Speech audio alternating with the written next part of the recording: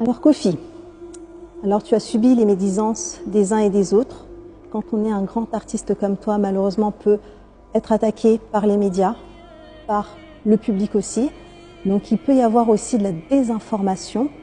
Donc il faut savoir qu'il y avait eu cette attaque te concernant le fait que tu n'étais pas présent aux funérailles de Papa Lutumba, alors que tu n'as pas pu être présent aux funérailles de ton propre père. Donc ça n'a pas été évident pour toi justement parce que pour les funérailles de ton propre père, tu n'étais pas ici, tu n'étais pas en France, tu ne pouvais pas y aller. Mais tu dénonces en quelque sorte les matangas, donc tout ce qu'il y a autour de tout ça, l'hypocrisie qu'il peut y avoir du fait qu'on puisse croire que se présenter à un deuil veut dire qu'on aimait le défunt. Et tu avais dit que les matangas n'étaient plus du tout comme auparavant. Est-ce que tu peux nous en parler, nous expliquer un petit peu ta vision de la chose? Dans mon cas,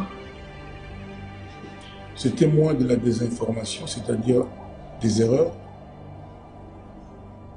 mais de la méchanceté, bien orchestrée, bien pensée, bien organisée. Mon succès a toujours dérangé. Ça fait trop longtemps que ça dure, au regard de certains et de beaucoup. C'est ça le problème. Le problème de Koffi Olomide, c'est qu'il s'appelle Kofi. Rien d'autre. Qu'est-ce que vous voulez que je dise? J'ai fait une chanson, Dieu voit tout, il y a peut-être 20 ans, 25 ans. On avait annoncé ma mort. On avait annoncé ma mort, c'est-à-dire tout le pays avait appris que Koffi Olomide était mort.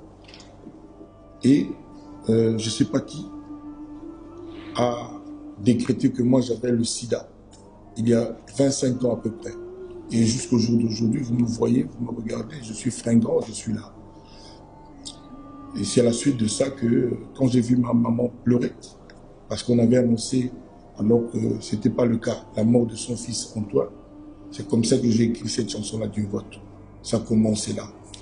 J'ai fait une autre qui s'appelait Apôtre de l'abonnement, l'apôtre de l'amour, petit frère à Jésus. J'en oubliais des meilleurs, Tchatcho des sorciers. C'est-à-dire, chaque fois, il y en avait une concernant Koffi Olomide et ce n'était jamais des minces. C'était toujours des trucs vraiment croustillants, vraiment... tout le pays était tenu en alerte. Par exemple, là, j'ai juste fait une émission avec une fille que certains n'aimaient pas. Mais je n'aurais jamais dû faire une émission avec cette fille-là du Congo. Rien que pour ça, c'est toute une affaire de